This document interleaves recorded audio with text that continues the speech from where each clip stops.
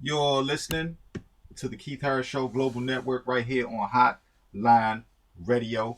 Once again, I want to thank everybody for joining in or tuning in today. Thank you for tuning in all week as usual. Once again, big shouts out to Vinny Boom, who just left the show.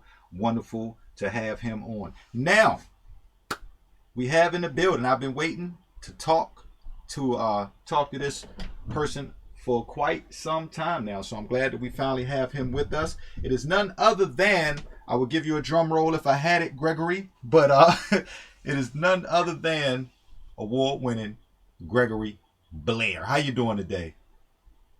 I'm doing fantastic. Keith, how you doing? Hey, I'm feeling good, Gregory. It's Friday. Everything's all right. Right on. What is the weather like out there? Sunny. And, you know, it actually is crazy you ask because it's sunny here today, but today was actually the coldest day of the year so far now because, you know, we're going into winter now. But, yeah, it was the coldest today. Wow. I know. I've been seeing stuff about, like, what's going on in Erie, and, ooh, it's not pretty. All right, look, now, tell us about your weather over there, Gregory. Yeah, no, you don't want to hear that.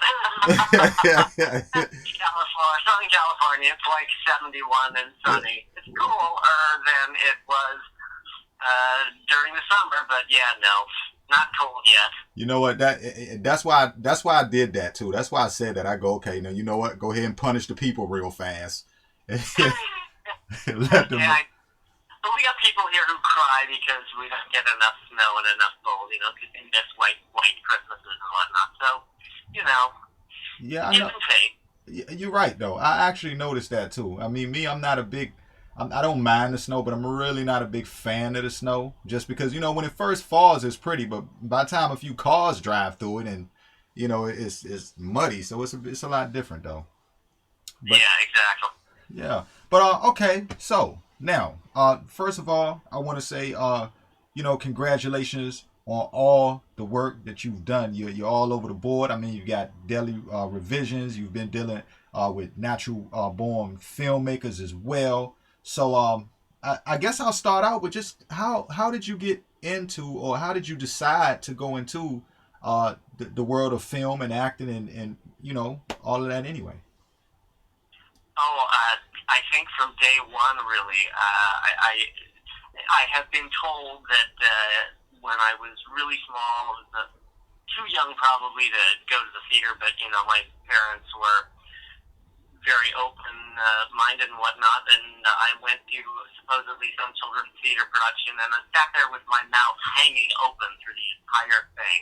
Right. And pretty much ever since then, I mean, you know, when you're growing up in school, you do plays and things, and I was in all of them. And, you know, so it was just there from the beginning. And once I got more into writing, I started doing that. So then I was acting and writing, and then things just kept feeding each other. And then as I got older, I started getting involved in more theater at first before film and TV.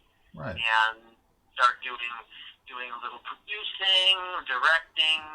Things just keep happening, and I like the discovery process and learning new things. So right. So yeah. So was it kind of for you? Was it almost like one thing kind of led into the other?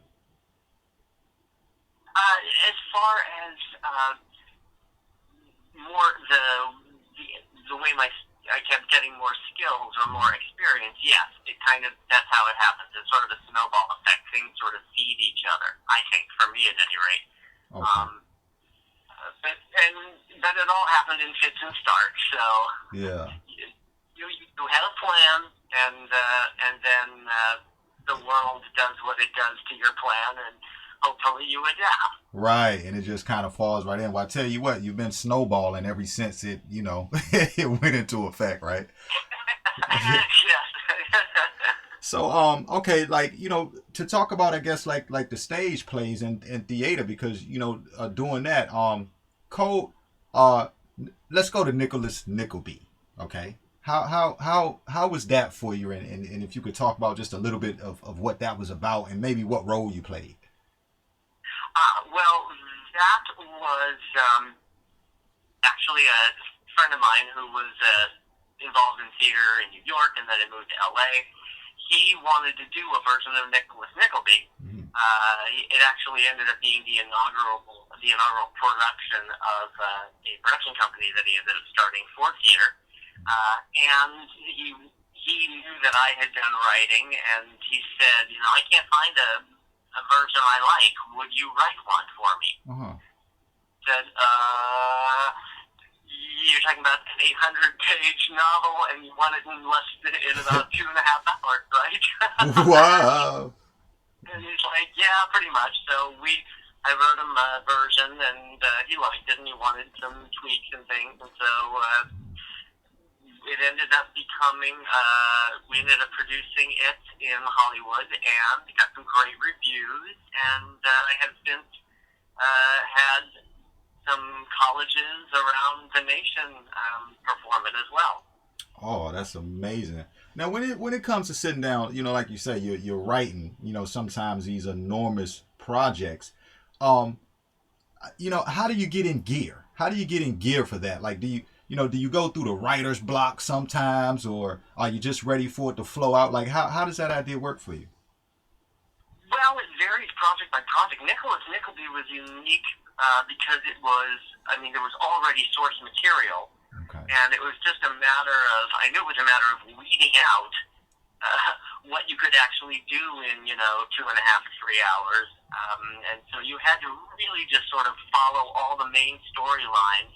But there were some things in the book that I didn't remember that no other version had done. These weird characters, and I'm like, I got to get those in mind because those are going to be the unique things that people will make my version stand out. Mm-hmm. So really, for that particular project, that's all it was. It was just a lot of weeding through things, streamlining storylines, sometimes merging characters into one, just to tell the story everyone loves with, my own sort of little bits and pieces here and there that no one else had done before. Right. Now, as a writer, taking these pieces from books and things like that, is it, because you hear people a lot of times say, they always go, well, the book is better than the movie. And for me personally, I'd rather watch the movie. Okay, like that's just me. How hard is it?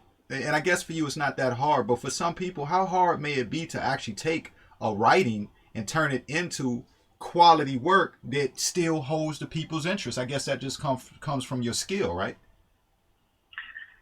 Yeah, you're asking about. I think there are probably techniques that work, but I think a lot of it is sort of an ethereal gut kind of thing. You just have to try to do what you want to do with the piece. I mean, my version of Nicholas Nickleby, I think, is potentially significantly lighthearted than other versions, just because a lot of people get more into the drama. I mean, you can't avoid it, obviously. There's a lot of, it's a soap opera, and there's a lot of tragic stuff that happens, and you have to overcome obstacles, and all of that's there.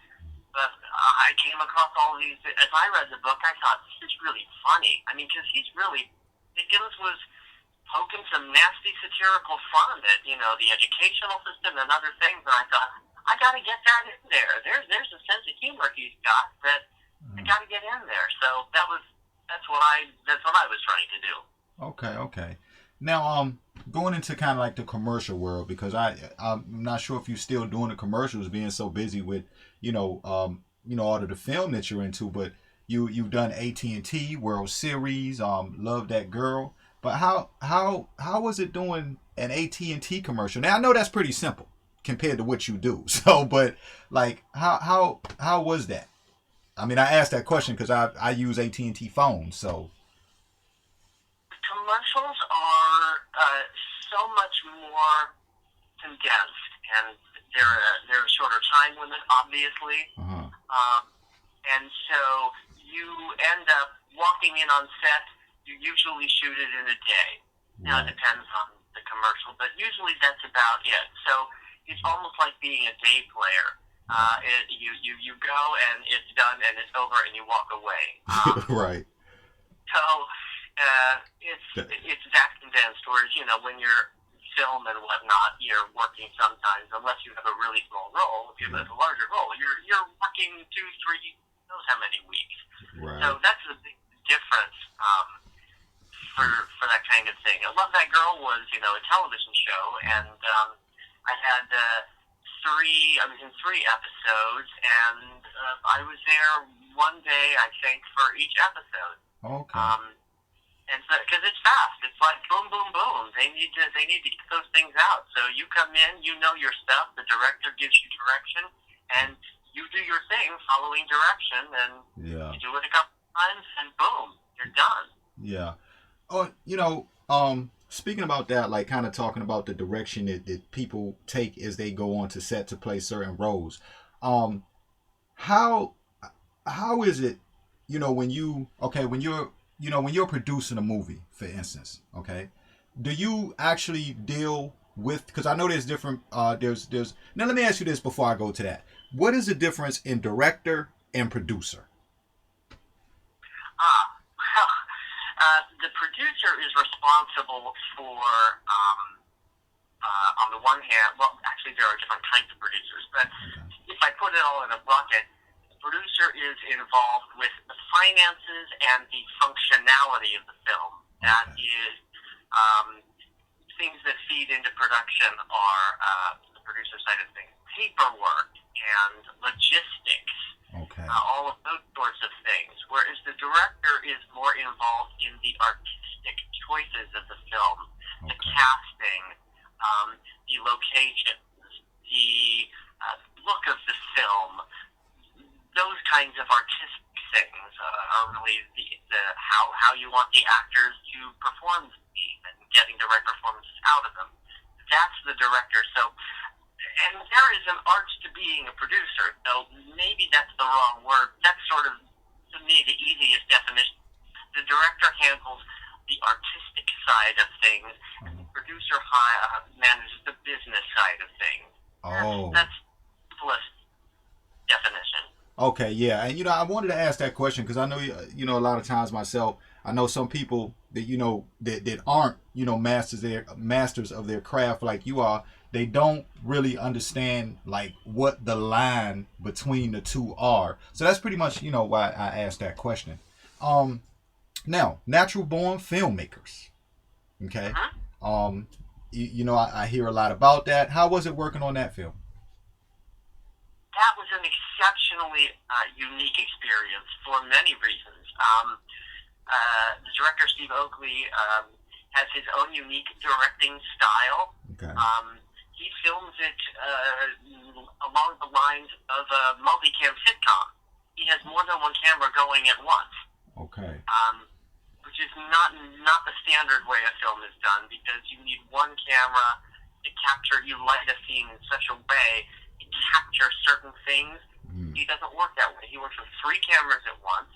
You don't run the whole scene. You might just run the same line over and over and over, which is very unique, I think, to him.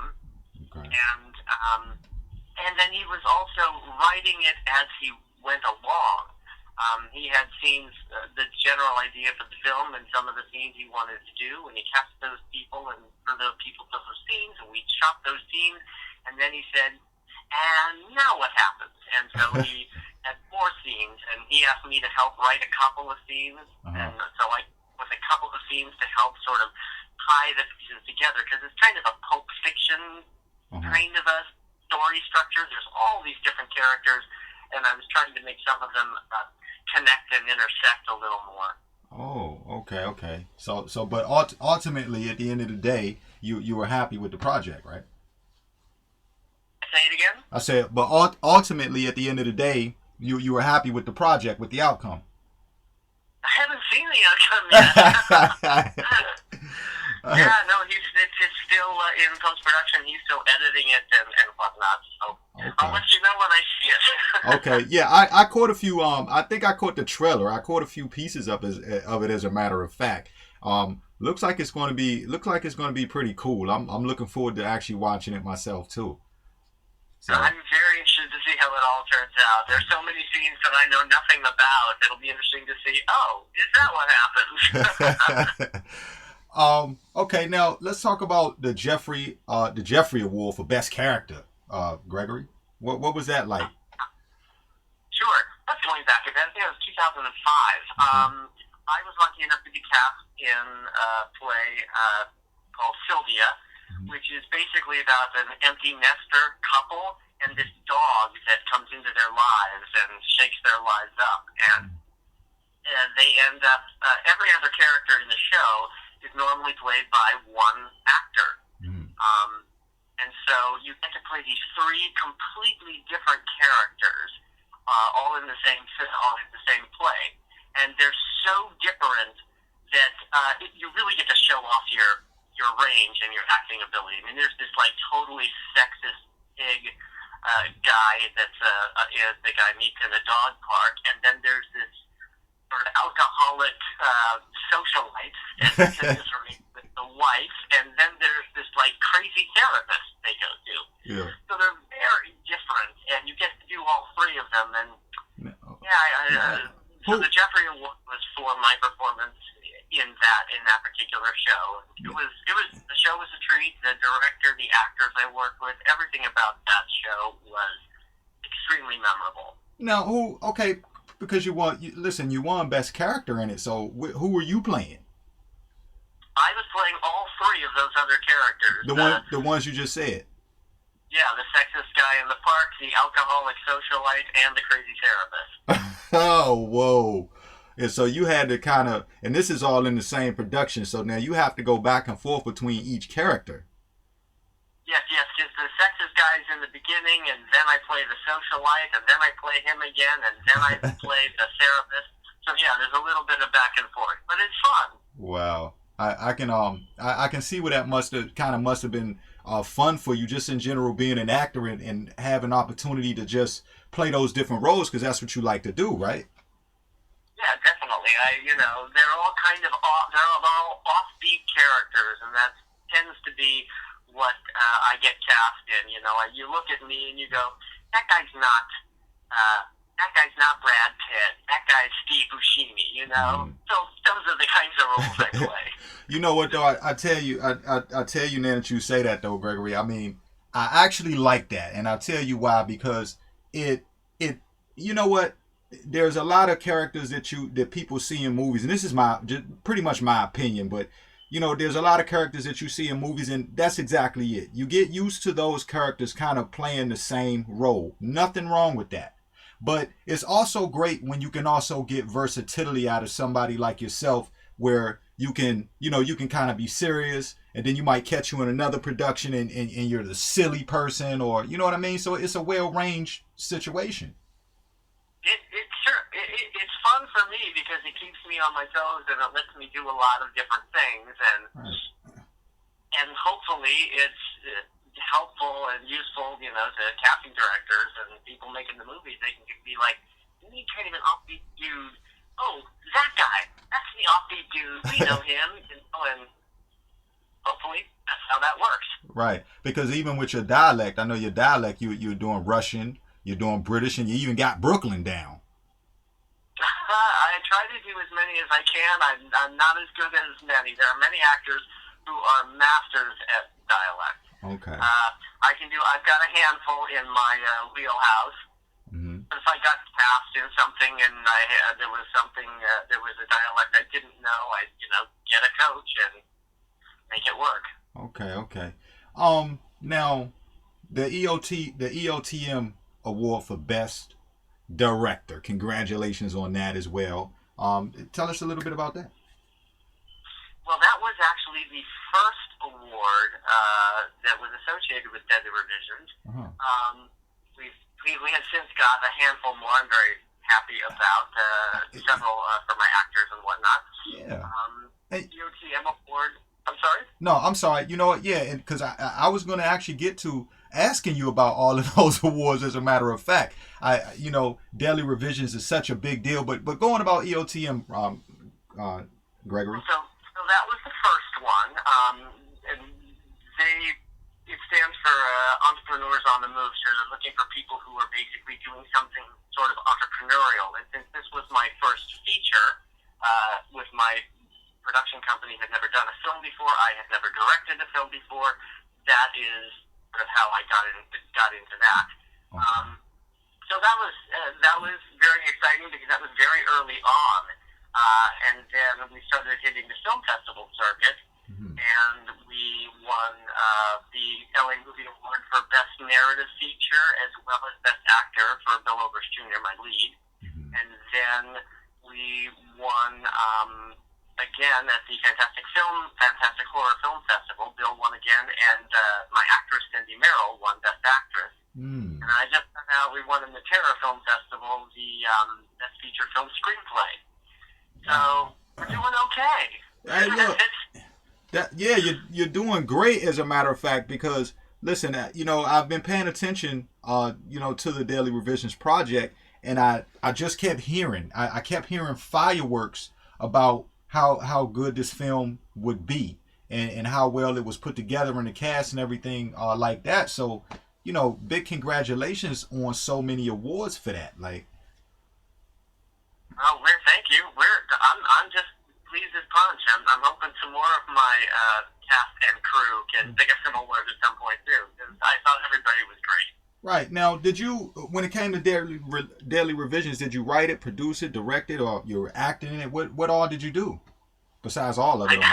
I actually did all of the above. Right. I don't recommend anyone do on their first film, but I'm kind of crazy, so that's what happened was Bill and I hooked up, and we wanted to do a project together, and we actually, with Cindy, were trying to come up with something. It didn't happen, and then I had this script from a while ago, and they did won an award in the screenwriting competition. And I said, Bill, what do you think about this? And he read it and said, this is great. And I said, would you want to do it? He was like, sure. So then I ended up showing it to a director friend of mine, and she's director, producer, etc. And she said, oh my God, this is great. You have to do it. I said, well, I have an actor, but because I hooked up with a producer previously and it didn't work out. She said, oh, do it. Let's go produce it together. And I said, okay. And so that's sort of how that happened. She said, well, you wrote it, so you have to direct it. I said, well, okay. And then, I do this like Hitchcock cameo in the movie. Because the movie has a lot of references to other artists who have made like horror films and psychological thrillers and things in that genre. So there's a little Hitchcock thing designed in there, and there's a link to Sam Raimi and to Brian De Palma. And if you watch closely, there's all kinds of really goodies in there. Even my guy who did the score, a beautiful, brilliant score, he did some little echoes of different things and little Vertigo in there. It's great. It's a fun Valentine for people who like genre, right. And it works completely as its own slow-burn psychological thriller for people who don't know anything or don't really tend to like horror films. So I think it can. That's why I think it works. It works on more than one level for a wider audience. Okay, is that kind of just the plot in general? I assume that's where the title kind of speaks for it with Deadly Revisions, then, right? From revising. Exactly. Bill is a horror film writer with amnesia, so he's using hypnotherapy to try to remember what happened to him, the things that he forgot. But every time he starts remembering things, they're being revised, almost in the same way a writer would revise a script. Oh. And so, that's sort of where the title comes from. Okay. And now, when is there a ETA for when that will become available for all viewers, or? No, we will be showing at the Twisted Tales Film Festival in December on the 6th. If anybody's in Dallas, in a beautiful cinema there. That's the next screening where people see it. And then SGL Entertainment, we have North American distribution through them. And the ETA, probably probably be, it's going to be 2015, obviously, because 2014 is almost over. Right. Probably early-ish in the year, maybe late spring. We'll see. It'll be hitting cable and TV and all of that stuff, and it'll be VOD, and eventually it'll be on DVD and Blu-ray, and people can buy it and watch it over and over and over again. Because it's one of those films I think you can see what you've been through at once. When you go back, you go, aha! You start things you didn't see before, and you're like, ah! So. Yeah, that, you know what, that's actually interesting. That is how that happens. So I guess things kind of shift, things kind of shift around in the film like that, where if you're not watching closely, you might miss it, and you're so tuned into what happened before. Yes, there's a lot. There's that, and I think that what I've discovered is people are not always in agreement about what the ending means, and so it's like you could go back and watch it and go, yes, I'm right, that's what happened, or you might go, oh, I didn't see that. Oh, that might mean something else. It's its own little sort of puzzle and mystery, and it's up to, I think, to some degree, the person who's watching it to decide what they think has actually happened. And so, in a sense, they become the writer of the movie in a way. Right. I love films like that because you could be sitting around with two or more people, and everybody's sitting there going, "Did you see what happened?" And they're like, "No, this is what happened." And you know what I'm saying? So they can kind of get into a debate about, like you say, what that meant. Next thing you know, here comes a rewind, right? Yeah. Yeah, absolutely. Now I want to ask about this one because I want to get around to see this, and this title pops up with me all the time: Zombie Strippers. Yes, I know. That's it's a funny title. It's a perfect, you see the poster without even seeing the poster. The title says it all. Right. And so many people were involved in that. And it was fun. In fact, there was a chap that I had done a show, 6 Degrees of Separation, a stage version of that. I ended up seeing him on set one day. I'm like, hey, and then they got Jenna Jameson to be one of the leads, and so people from all these different areas were in this, right. And you can see me running around being a zombie, which was like almost before zombie got cool. Now with Walking Dead, there's a zombie everywhere. But it was a lot of fun. It was cold. It was like, I think it was winter, and we were in the basement of an abandoned hospital, and we're getting sprayed with 2 or 3 different kinds of freezing cold, gooey blood stuff. But the makeup artists were awesome. My makeup was, not as expensive as some. One guy had like half his jaw broken and hanging off. It was really great makeup. Those guys were awesome. Wow. And, so I run around and lick windows and run into things and chew people up. And that had to be fun. They're zombies who strip. It is what it is. It's a glorious B movie. You know what? And that's what, as you said, listen, the title just catches people off gate itself. Now, let me ask a question. And this is it. Stop me if you can't, talk about it. But, okay, zombie strip. Are the zombies stripping? Are they strippers that turned into zombies? Like, how does that work? What is the plot to that? Or do they have to see the movie? They are. Short. The plot is kind of really sort of an anti-George Bush thing in a way. Oh, wow. There's a political element. But basically, yes, there is an underground club of strippers, and the strippers get infected and become zombies. And people sort of like that. Right. So there you go. Yeah, there is. I understand. There's definitely a market for that. Now, let me ask you, what are there any roles? And I always ask this question to actors like yourself. Are there any roles that you particularly like playing? I know you like doing them all. It's your craft, but are there any roles that you like playing, or is there a role that if you could write yourself into, who would that be? That's interesting. Well, I don't know about the second part. Or what would it be? There's a lot of roles I'd like to play. There is a play that I I think could make a great movie, and it's called Take Me Out. Okay. And there's a character in that called Mason that is, it's like tailor-made for me. Although the guy who did it on Broadway won the Tony for it, so, you know, it's tailor-made for him too. But he and I are similar types with character actors.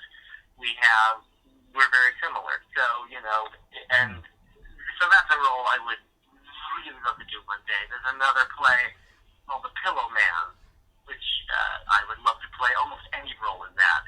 It's just really smart and scary and kind of messed up. Oh, okay. So it's got its interest. So, those are two that come to mind. When I get a little older, I'd love to play George in Who's Afraid of Virginia Woolf. That's a juicy, dark, wicked kind of role. Okay, and in the Wicked roles are fun to play, I imagine, right? Yeah, and with my face, I'm usually, because I'm a character actor, I'm either on the funny side of things, being the sort of dorky, nerdy, fill-in-the-blank kind of guy, or I'm the dark, disturbed, evil, sadistic, fill-in-the-blank kind of guy. So I like playing both of those ends of the spectrum, so works for me. Okay. Now, also, and you authored the author of Stonewall Award-winning Love. Is that the title? That book is called Spewing Pulp. Spewing Pulp, right? Okay, The Ritual, or The Ritual is a different novel. Okay. Wow. Yeah, they're very different. Spewing Pulp is sort of a comedy drama. It's very much takes place in the real world, and it's about this gay poet and his three best girlfriends, and just it's very much also commentary. Whereas The Ritual is a very traditional horror novel, sort of like something Stephen King would write. Okay. So they're very, very different. Did it take you like, you know, starting with Spewing Pulp, did it take you a long time to sit down and write that, or? Yes, prose takes much longer than playwriting and screenwriting. For me, I don't know if that's true for everyone, but for me, I can, if I have the impetus and the muse is with me, I can bang out a script, depending on what it is, in a matter of weeks. Novel, that is never going to happen. Look, the name the look novel says it all, right? Yeah, novel goes on and on and on, and it just takes so much more work, I think. Right.